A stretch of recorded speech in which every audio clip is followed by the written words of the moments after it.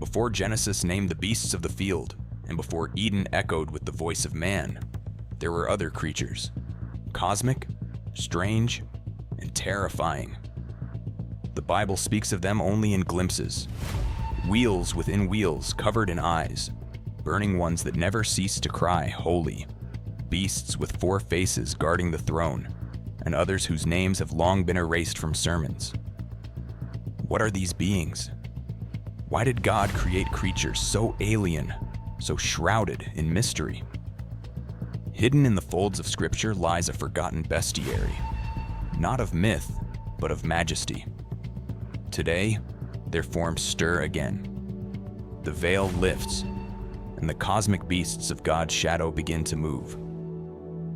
When the heavens opened above the river Kabar, Ezekiel saw not a vision of a temple or a throne in stillness, but a storm. An immense cloud flashing with fire and enfolded in brightness. And from within that radiance emerged something no mind could have imagined. A chariot, terrible and glorious, born not of wood or iron, but of spirit, flame, and thought. Beneath this moving throne were wheels, but not wheels as we know them. These were not lifeless mechanisms. These were beings. The prophet saw 4 creatures, each with 4 faces, and beside each creature was a wheel on the earth, gleaming like beryl, shining like a crystallized furnace. And yet even that description fails to capture the magnitude of the moment, for these wheels moved as the creatures moved, not turning left or right, but gliding in every direction without resistance, without friction.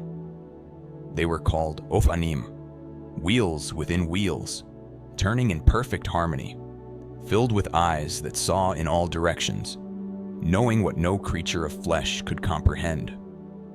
They were not bound by gravity, not tethered to time. As Ezekiel gazed upon them, he understood that these were not just the supports of the throne. They were part of the throne itself. They were not separate from God's government. They were its movement. Every turn of a wheel was a decree fulfilled. Every gleam of an eye was a judgment observed. The spirit of the living creatures was in the wheels, and the wheels in the creatures. This unity, this living machinery of heaven, revealed that in the courts of the Most High, nothing is random, and nothing is still. In Jewish mystical tradition, the Ophanim are ranked among the highest orders of celestial beings, dwelling closest to the chariot of God, known as the Merkabah. They are sometimes called the many-eyed ones, not because they merely observe, but because they record. They are the scribes of the divine engine, not with pen and parchment, but with movement, vision, and fire. The Talmud says they never sleep, for the glory of God never rests. When the throne rises, they rise. When the glory departs, they depart. They are motion incarnate, living testimonies that God's presence is not confined to temples or rituals, but rides upon the wind, flashes through fire, and sings in the wheels. Yes, sings. Ancient Jewish texts claim the Ophanim have voices like thunder and music that cannot be transcribed. Their rotations hum with sound, harmonies that regulate creation, vibrations that set the pulse of eternity. In the apocalyptic book of Enoch, they are called the wheels of wisdom, who never cease to turn because the word of God never ceases to move. They are the bearers of spiritual timing, the gears of unseen providence, the cosmic metronomes that keep all reality in rhythm with the will of the Creator. When Ezekiel beheld them, he did not interpret. He trembled, because the Ophanim were not just mechanisms of mystery. They were declarations of sovereignty. No human empire, no earthly kingdom, no prince of this world controls time, judgment, or destiny. The wheels turn because the Lord commands them to turn. And as they move, the entire universe shifts. Even the cherubim beside them obey their flow. They do not lead, nor do they lag. They rotate in absolute unity because heaven itself is governed not by chaos, but by order more intricate than we can fathom. The Ophanim are not to be prayed to, not to be worshipped, but to be feared in reverence. For in them we glimpse the unshakable foundation of divine authority. They are not angels who appear in dreams, who bring messages to men. They do not speak in parables or hold flaming swords.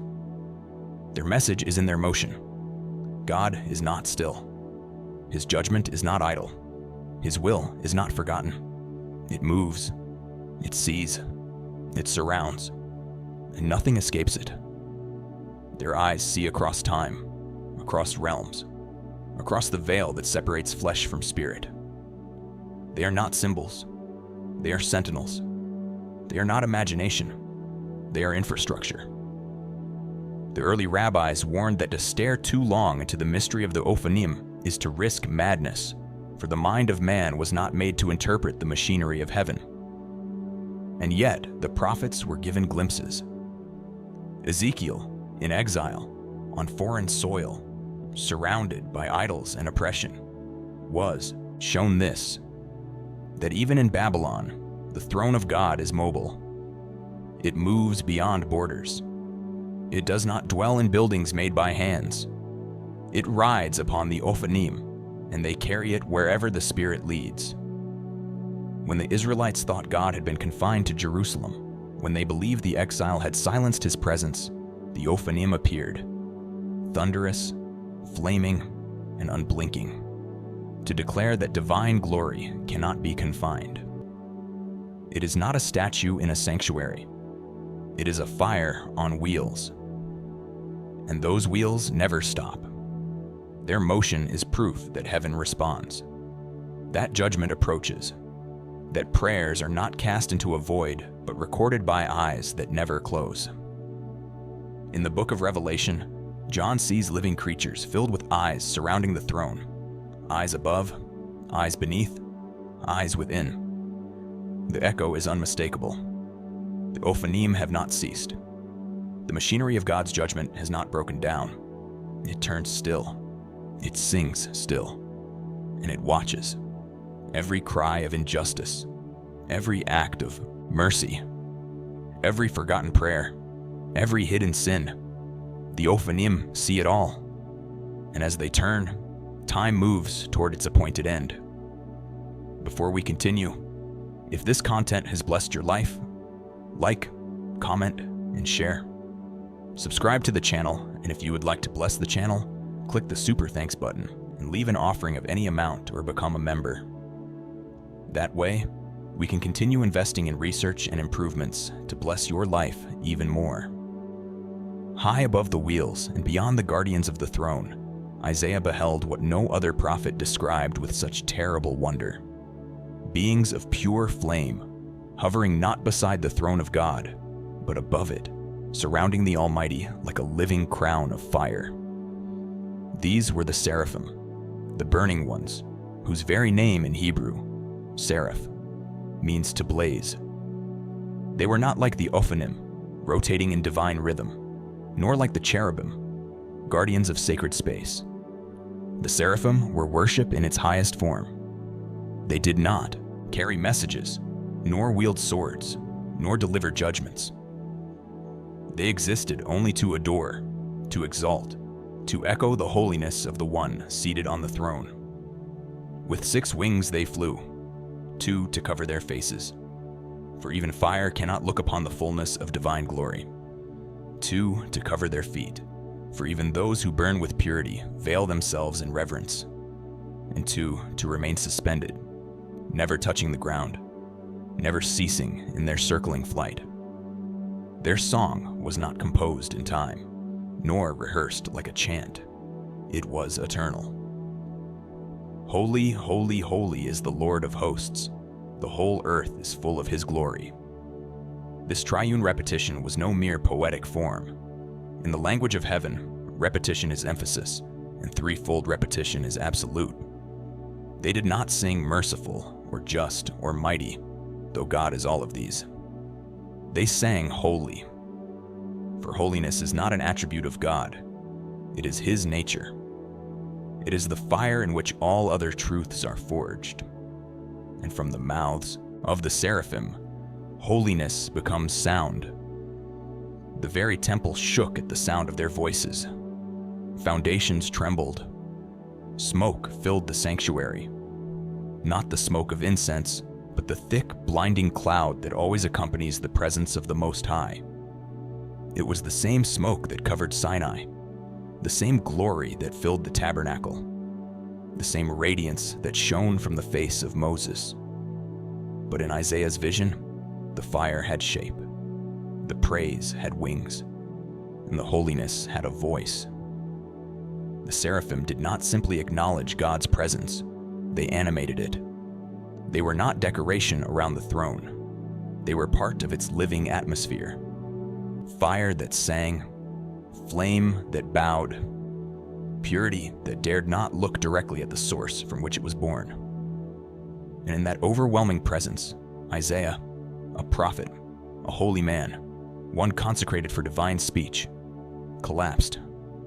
"Woe is me," he cried, "for I am undone." For the first time in Scripture, a man sees the Lord high and lifted up and does not rejoice. He repents. The glory of the throne does not elicit applause, but terror. The fire of the seraphim does not warm. It exposes. In the presence of perfect holiness, even the clean are unclean. Isaiah did not see wrath, yet he trembled. He did not hear condemnation, yet he confessed. This is the weight of true worship, to recognize how unworthy we are to even lift our eyes to heaven. But then, one of the seraphim moved, not to destroy, but to redeem. It took a live coal from the altar, not from the hearth of judgment, but from the place where offerings are made. With tongs, it touched the prophet's lips. Not his heart, nor his hands, but his lips, the instrument of his calling. And the voice said, "Behold, this has touched your lips. Your iniquity is taken away, and your sin is purged." The fire that burns also heals. The flame that blinds also purifies. The seraphim are not the wrath of God. They are the worship that refines. Their fire is sacred, not destructive. It does not consume the worthy. It transforms the willing. And only after the flame touched him did Isaiah hear the voice of the Lord, asking, "Whom shall I send? And who will go for us?" The call to mission did not precede purification. Worship was not entertainment. It was preparation. Before the prophet could speak for God, he had to be touched by the fire of the seraphim. This is the divine order. Holiness precedes calling, and awe precedes authority. The early church fathers called the seraphim the choir of fire, the highest of angelic orders, those who circle closest to the divine heart. In the Jewish mystical writings, they are said to sing in shifts, one rising as the other bows, so that the song never ceases and the throne never falls silent. In the apocalyptic traditions, they are said to be made of tongues of light, their names unpronounceable, their sound like rushing waters mingled with the roar of thunder and the whisper of wind through flame. They are not seen in human history, for they never leave the throne. They do not descend. They do not appear to men. Their domain is the center of all things, where God dwells in unapproachable light. And yet, their fire has touched the earth. When Moses saw the bush that burned but was not consumed, he stood on ground that echoed with their essence. When the Spirit descended at Pentecost as tongues of fire, it was not merely a sign of power, it was a sign of proximity. The fire of heaven had reached men. The voice of the seraphim had crossed the veil. Worship had come down. But even in that, the full presence of the burning ones remained behind the veil, behind the glory, behind the mystery. Their task is not to reveal themselves, but to reveal God. Their song is not about themselves, but about the one who sits enthroned. And though their form is terrifying, they are never described in conflict, never associated with battle. They are not warriors. They are witnesses. They are the heat of glory, the song of eternity, the breath of worship made flame. Even the cherubim, with their thunderous wings and guarded faces, do not stand above the throne. Only the seraphim do. And they do not stand. They hover, suspended in perpetual motion, for worship is never still. In Revelation, when John beholds the throne of God, he sees creatures full of eyes who do not rest day or night, crying the same words Isaiah heard, "Holy, holy, holy." Centuries passed, kingdoms fell, temples burned, but the song of the seraphim never ended. They do not tire. They do not pause. They do not falter. For as long as God is holy, they must sing.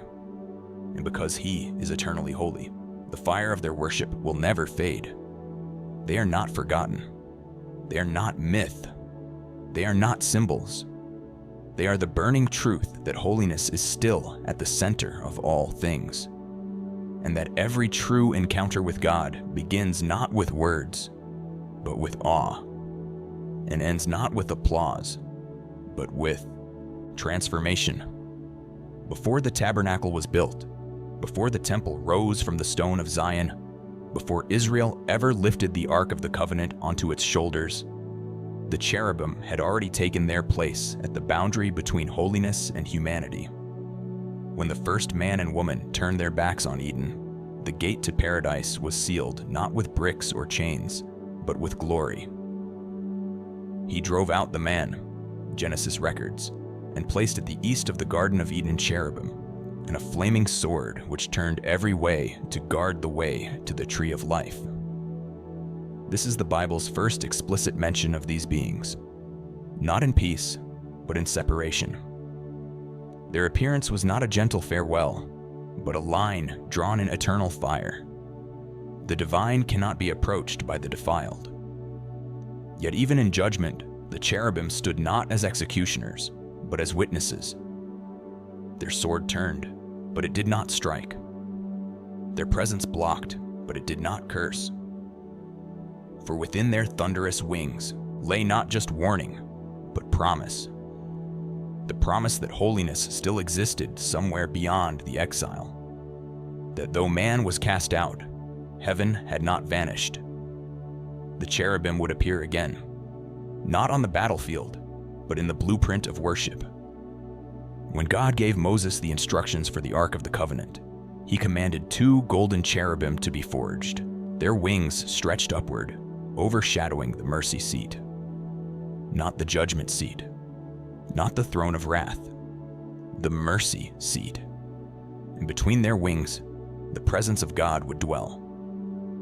"There I will meet with you," God said, "and I will speak with you from between the 2 cherubim." These are not statues for decoration. They are echoes of Eden, reminders that the same fire which once barred the way now makes a place for communion, if blood is spilled and covenant kept. The cherubim were more than sculpted gold. They were the silent guardians of grace. In the tabernacle, no priest could look upon them except once a year, the Day of Atonement, when the high priest entered the Holy of Holies with the blood of sacrifice. And even then, he entered with trembling. The wings of the cherubim arched above him, whispering not with sound, but with posture. "This is sacred ground. Walk carefully. Sin may not pass." In Solomon's temple, their presence was even more overwhelming. 2 massive cherubim, each over 15 feet tall, were crafted from olive wood and overlaid with gold. Their wings stretched from wall to wall, meeting at the center of the sanctuary. Beneath them, again, was the ark. Again, the mercy seat.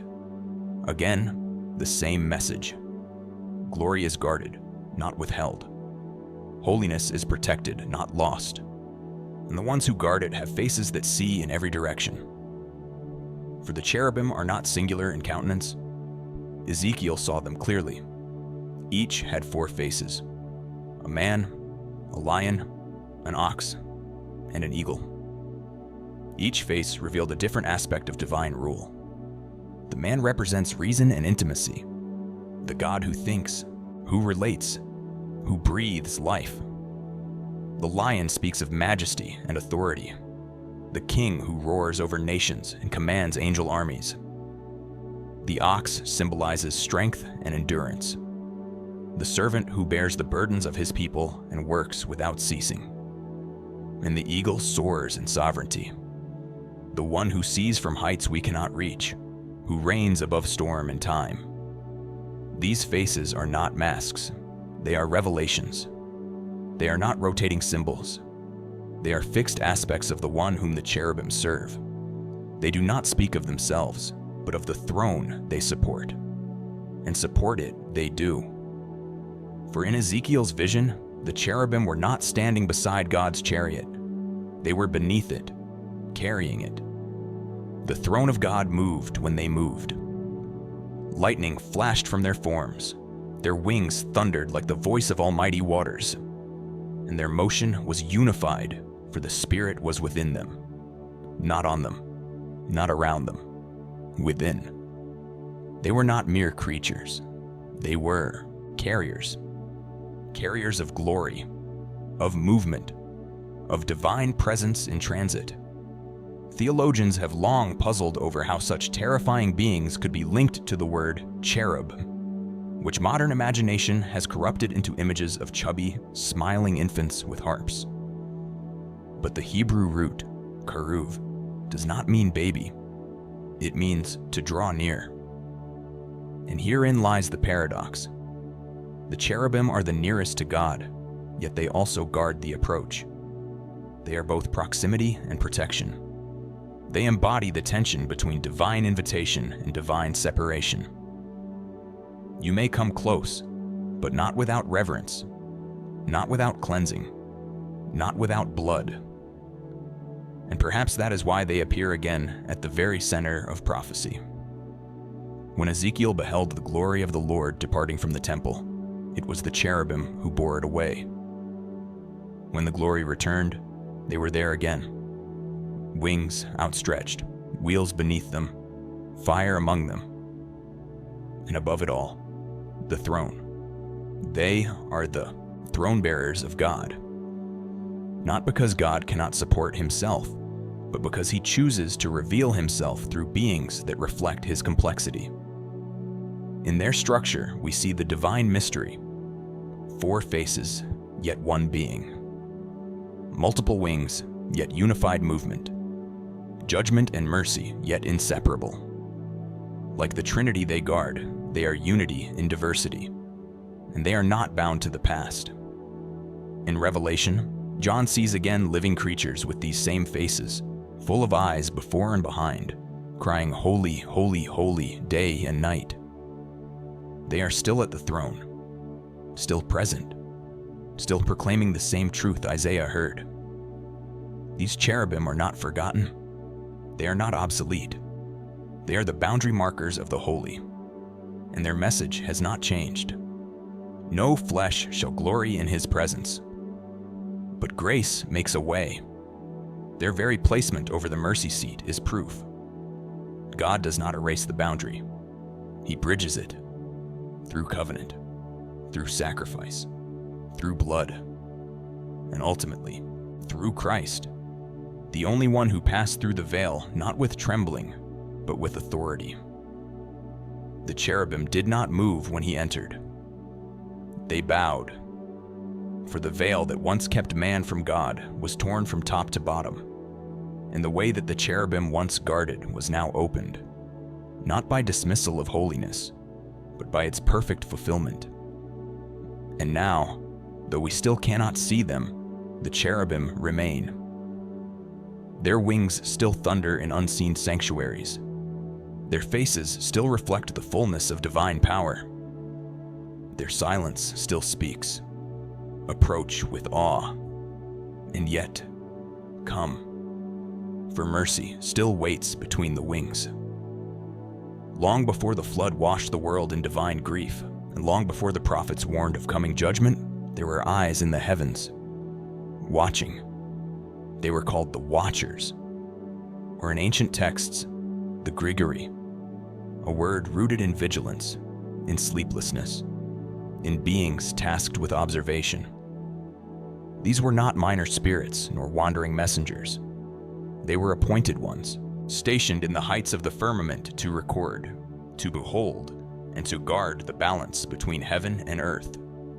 Created in splendor, they were beings of immense power and wisdom, radiant with authority, embedded within the divine hierarchy as celestial overseers. But what began as duty would descend into defiance. Their role was not to intervene, but to observe. Their station was not earth, but sky. Yet, as the children of men multiplied upon the earth, and daughters were born unto them, the Watchers beheld beauty, human beauty, through eyes meant only for heaven, and something ancient stirred within them, desire. The Book of Enoch, preserved in the memory of Israel and echoed in the New Testament, records their fall in haunting detail. 200 of them descended in secret, landing on Mount Hermon, a sacred summit whose name would forever be marked with rebellion. Their leader, Shemhaza, stood before them and declared a pact, for they knew their choice would be irreversible. "Let us all swear an oath," he said, "and bind ourselves by mutual imprecations, lest any among us should turn back from this deed." And they swore together, not before God, but against him. What they sought was not worship, but union. What they touched was not evil in form, but forbidden by command. They took for themselves human wives, crossing a boundary no spirit had crossed before. And from their union came a race unlike any the world had ever seen. The Nephilim, the giants, the violent ones, whose very breath defiled the land. These offspring, born of heaven and earth, carried the strength of angels and the corruption of man. They filled the world with war and pride, with blood and sorcery. But the crime of the Watchers did not end in lust. They brought with them knowledge, secrets that were not theirs to give. Azazel taught men to craft swords, knives, and armor, unleashing war upon a world that had only known peace. Others revealed enchantments and root cuttings, divination and astrology, the art of vanity, cosmetics, and ornamentation. They unveiled to mortal hearts the mysteries of the stars, not as praise, but as control. What had once been the sacred domain of heaven was now cast before the feet of flesh, and mankind devoured it. The world became not merely sinful, but unnatural.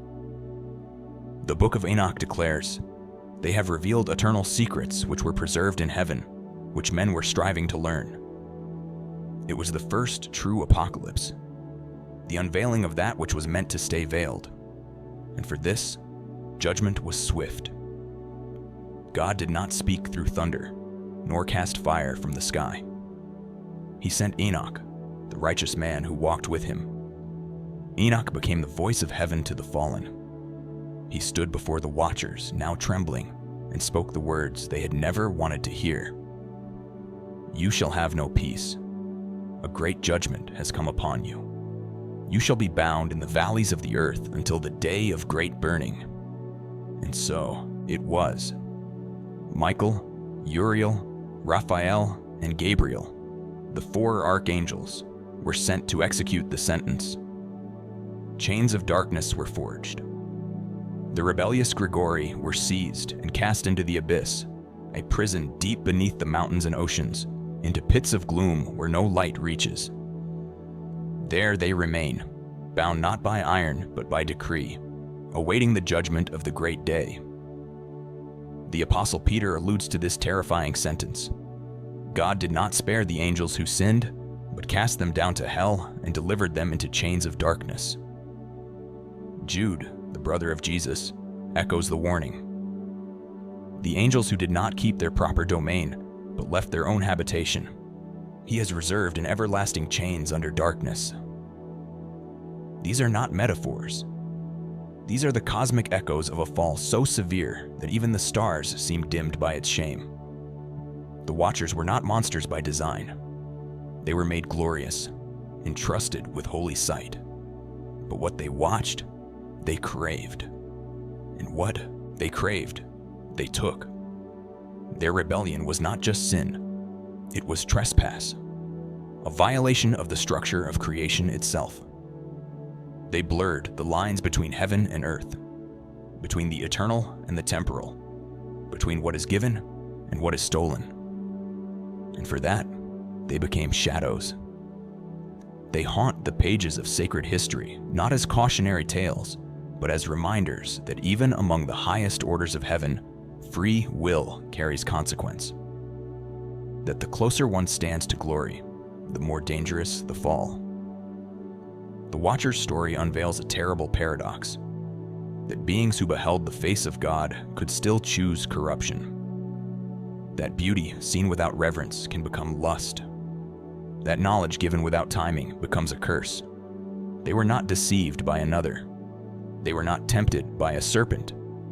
Their fall came from within. Pride cloaked in curiosity, desire cloaked in guardianship, power cloaked in instruction. And though their names are lost, their legacy lingers. Ancient traditions claim that some of the forbidden arts, occult knowledge, alchemical secrets, perverse spiritual paths, can trace their roots to the teachings of these fallen ones. Not all evil came from demons. Some came from angels who taught too much, who gave man fruit he was never meant to eat. The Nephilim, their children, became the giants and tyrants of old, and though the flood wiped them from the face of the earth, their spirits, disembodied and restless, remained. Known later as evil spirits or unclean demons, they became wanderers, neither fully angel nor fully man, and always opposed to order. But the Grigori, the Watchers, remained bound. Their sentence is not complete. They await the day of fire, the time when every chain will be broken, not in mercy, but in final judgment. Revelation speaks of a bottomless pit, of an angel with a key, of smoke rising like a furnace. Perhaps it is there they sleep. Perhaps it is there they tremble still. But until that day, their story remains a warning carved in heaven's memory.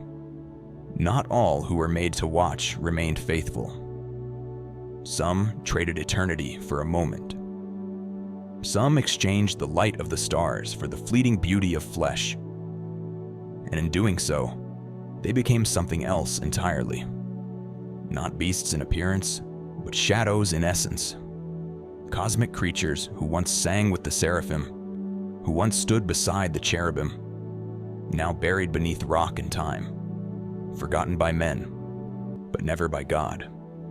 The Watchers remind us that holiness, even when clothed in power, can be undone by a single gaze unchecked.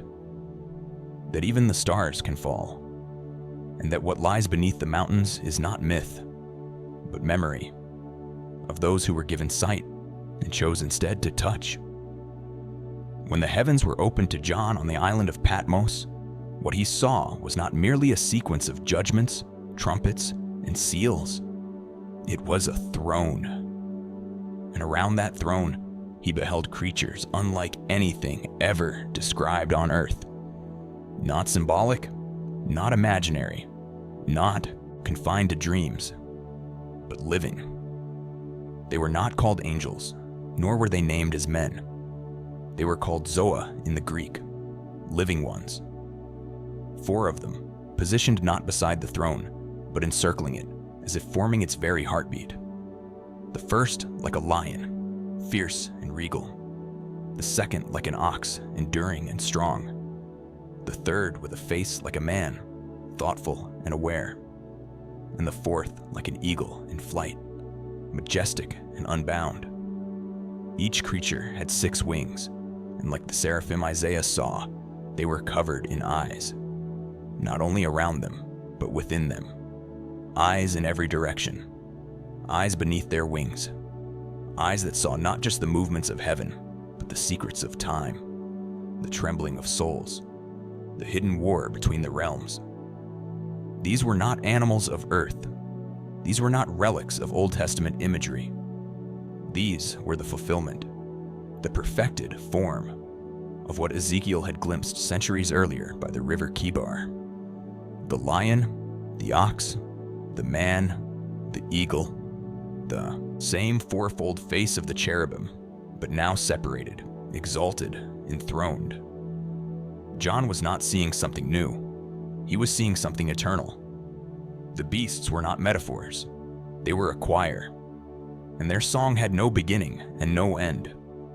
Holy, holy, holy is the Lord God Almighty, who was and is to come. They did not sing of wrath or judgment or vengeance.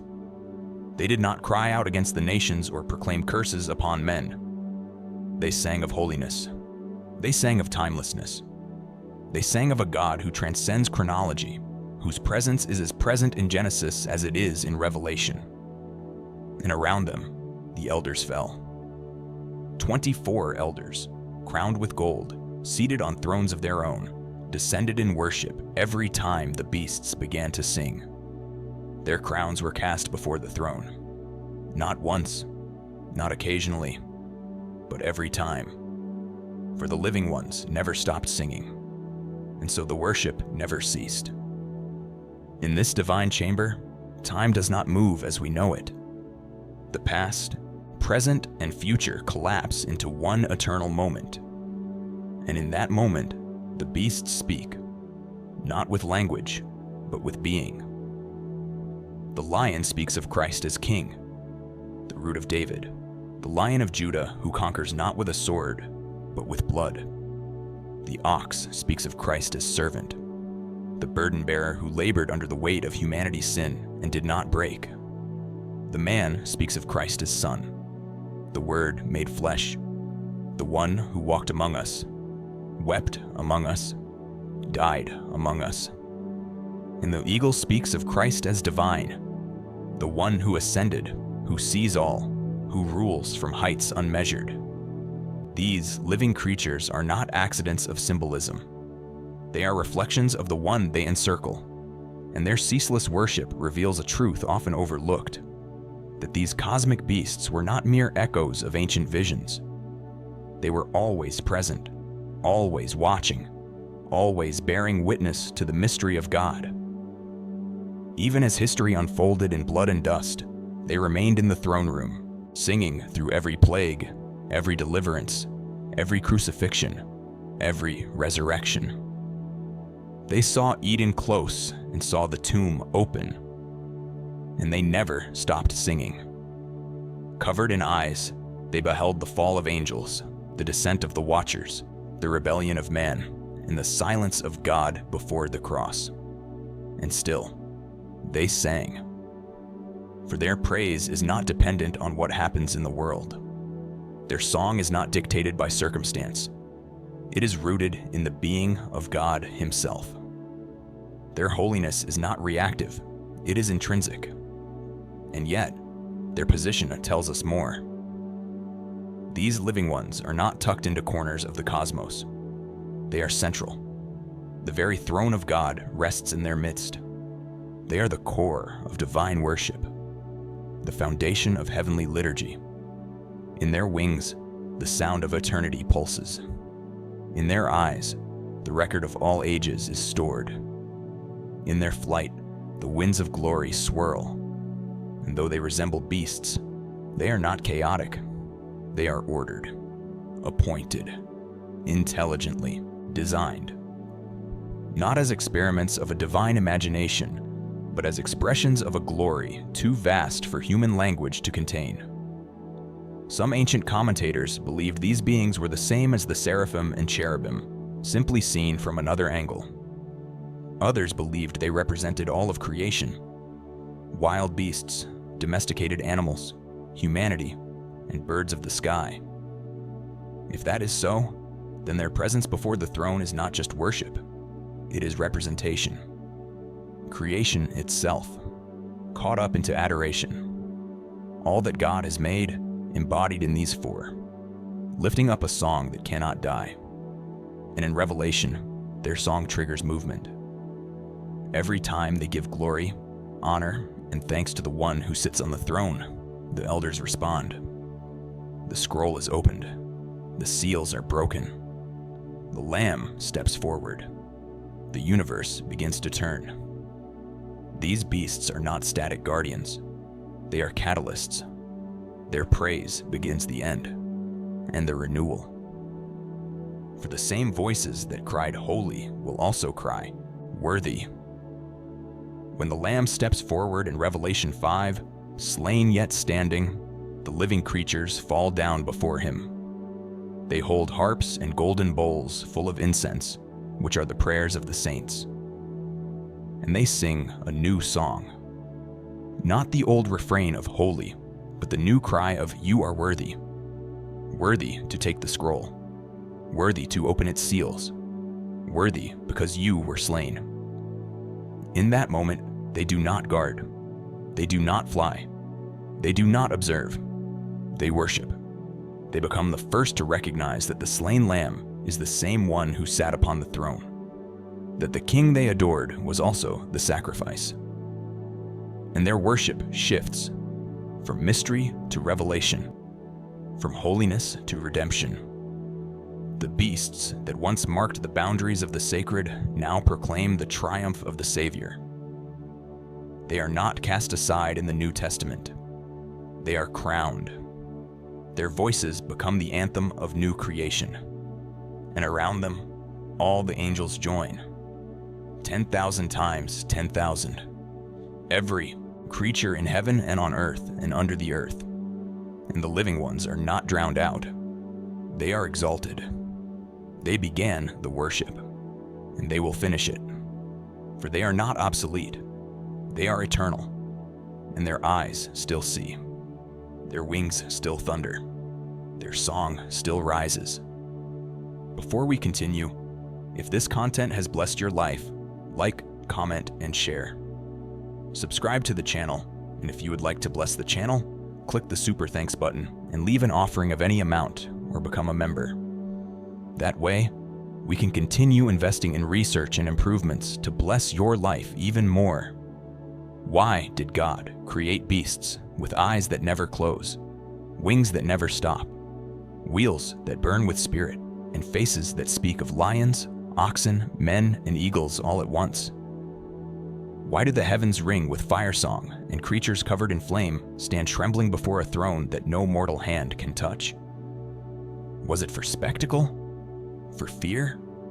For divine intimidation? No. These beings, as strange and terrifying as they appear to our limited senses, were not designed to scare.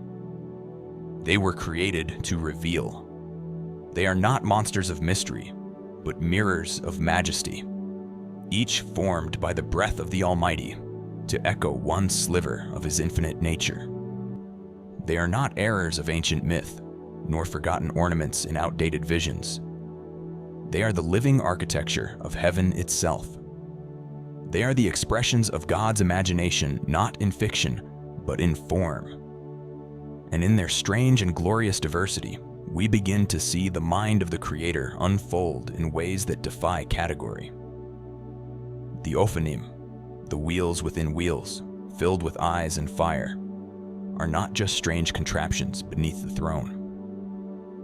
They are the motion of divine providence made visible. They show us that God is not static, that His will moves, that nothing in the universe spins aimlessly, that every turn of history, every rotation of time, every unseen shift in the spiritual realms is held within a wheel that never slips off its course. The Ophanim are His order, the holy machinery of omniscience. They are the architecture of divine timing, the very evidence that the throne of heaven never drifts. And they remind us that there is no corner of creation that goes unseen, no prayer unrecorded, no injustice unmarked. Every eye in those wheels testifies. The Lord sees all, and His timing is never late. And higher still, the Seraphim, the burning ones, They are not commanders, not recorders, not messengers. They exist for one purpose: worship. Their only mission is to adore. They never touch the earth, never speak to man, never descend from their post. They remain in the closest orbit to the Most High, not as servants, but as fire. Their cry, "Holy, holy, holy," is not just song. It is the heartbeat of heaven. It is what sustains the rhythm of glory itself. They remind us that before creation, before law, before covenant, before cross, there was holiness. Holiness that burns, holiness that blinds, holiness that sings. The seraphim are not just beings, they are the voice of transcendence. Through them, we see that God is not merely powerful, but sacred. Not merely near, but other. Not merely king, but consuming fire. And their presence reminds us that awe is not an emotion. It is a response.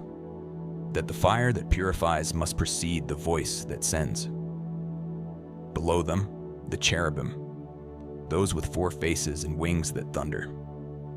Their faces are not contradictions, but revelations. A man's face, God is rational and intimate. A lion's, he is royal and fierce. An ox, he is strong and enduring.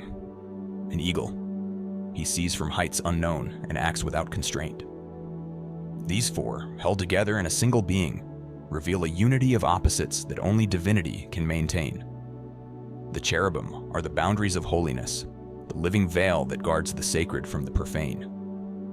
They were the first to appear with swords of flame outside Eden, not to punish, but to protect. They hovered over the mercy seat, not to accuse, but to witness atonement.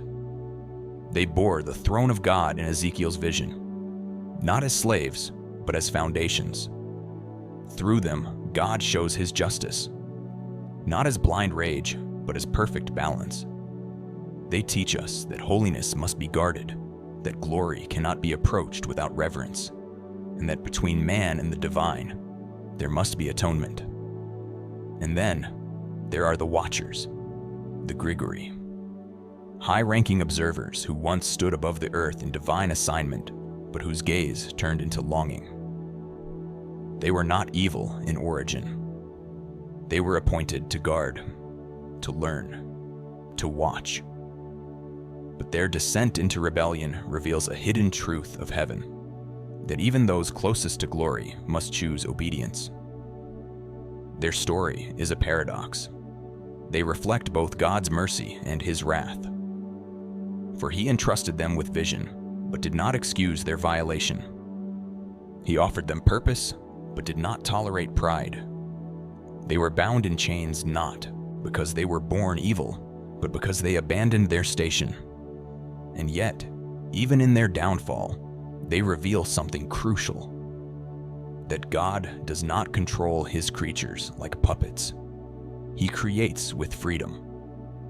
The Watchers are the echo of that freedom misused. A terrible beauty. A reminder that God's universe is not mechanical, but relational. These cosmic beings, so foreign to our senses, are not relics of a forgotten theology. They are the scaffolding of the unseen realm.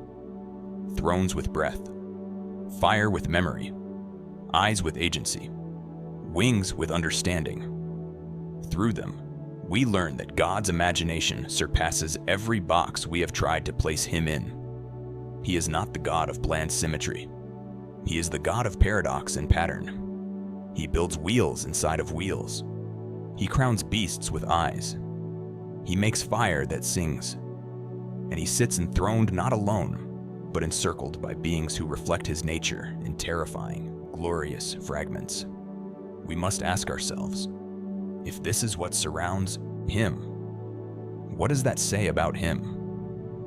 What kind of God builds a court not of statues, but of motion and song and thunder and flame? What kind of creator crafts creatures whose entire existence is a living sermon about who he is? The answer: a God of unfathomable depth. A God whose imagination is not merely creative, it is revelatory. These beings were never meant to distract from him. They were designed to reflect him, to show us what language cannot say, what vision cannot hold. The universe is not a cold machine. It is alive with hierarchy, structure, rhythm, and mystery. And at the center of it all is not chaos, but intelligence. Not random energy, but spiritual order. These creatures, the Ophanim, Seraphim, Cherubim, Watchers, and the living beasts of Revelation, are the evidence that heaven is not silent, that the throne is not empty, that God's reality is more real than ours. We are the ones in shadow. They are the ones in light. We are the ones bound by flesh. They are the ones who bear the echo of the God who speaks galaxies into being and wraps his judgments in flame. They are not myth. They are majesty. They are not anomalies. They are architecture. And through their terrifying forms, their endless songs, their burning coals, and ever-seeing eyes, we glimpse the answer to our deepest question. Not what are they, but who is he?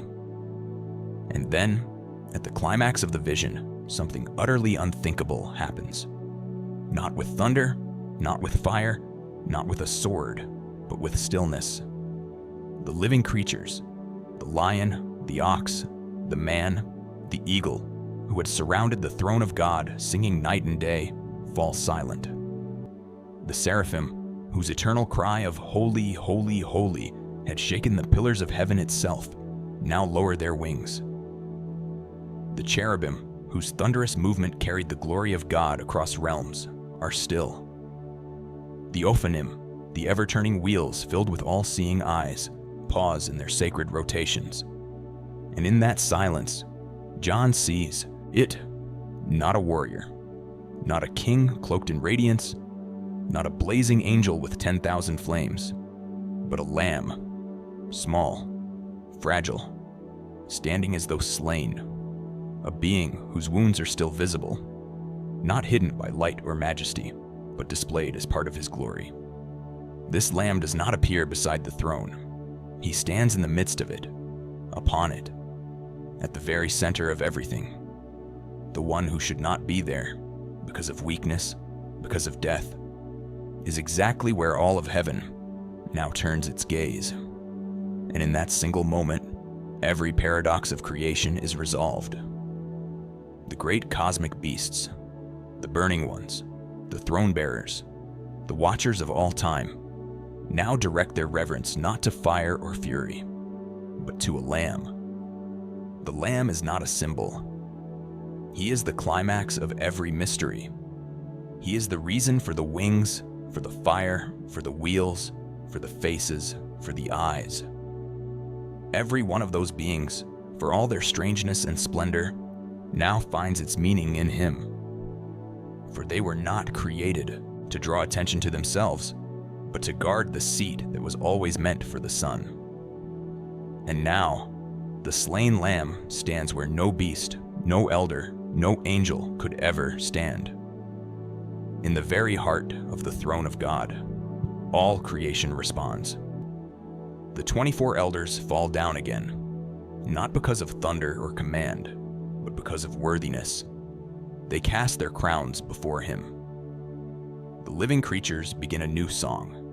Not holy, holy, holy, but worthy is the Lamb who was slain, to receive powers and riches and wisdom and strength and honor and glory and blessing. And the song spreads, first through heaven, then across the earth, then under the earth, and even into the sea. Every voice, every breath, every sentient being joins in the chorus, not by force, but by recognition. For in the Lamb, all things are revealed. He is not lesser than the beasts. He is not like them. He is their creator. He is the one they have encircled since before time, the one they guarded without fully knowing, the one their faces were modeled after, whose spirit lived within their movement, whose glory fed their flame. And now he stands revealed, not as fire, not as fury, but as sacrifice, a lamb that was slain, a God who suffered, a creator who chose crucifixion over command. This is the final reversal. The throne was thought to be guarded by strength, but it is ruled by meekness. The beasts roared, but the Lamb was silent. The eyes saw judgment, but the Lamb bore mercy. The fire burned impurity, but the Lamb carried sin. The wings lifted glory, but the Lamb stooped to serve. He who sits at the center of the throne does so not because he conquered with violence, but because he overcame with blood. The cosmic beasts are not replaced. They are redeemed. They are not cast down. They are clarified. They bow not in shame, but in joy. For the one they have encircled with flame and wing, and I is the one they were made for. And in his wounds, they see the final face of God. The man, the lion, the ox, the eagle, all find their fulfillment in him. He is wisdom made flesh. He is strength poured out. He is royalty crowned with thorns. He is divinity clothed in dust. And now, exalted above all things, he does not discard the creatures. He gathers them. The Lamb does not burn the wheels. He directs them. He does not silence the seraphim. He receives their praise. He does not unmake the cherubim. He rules from between their wings. He does not forget the watchers. He judges them in righteousness. And he does not reject humanity. He redeems it. For every living thing, whether angel or beast or man, now sees clearly what the throne has always hidden in mystery, that the highest glory in the universe belongs not to the most powerful, but to the most humble. Not to the untouched, but to the pierced. Not to the one who guards life, but to the one who gives it. And in the end, every eye, whether burning, winged, or mortal, will see him. And every voice, whether thunderous, whispering, or broken, will say the same thing. Worthy is the Lamb, for the Lamb is not beside God. He is God. The final creature is not a new beast. It is the eternal Christ, once slain, now risen, forever enthroned. And through him, every mystery of the cosmic beasts finds its meaning. Every fear is turned to wonder, every terror to adoration. The wings, the fire, the faces, the eyes, all were always pointing here. And now, before him, everything falls silent, not in confusion, but in perfect worship. He is the center of the throne. He is the reason the beasts sing. He is the echo that created them. He is the Lord of all.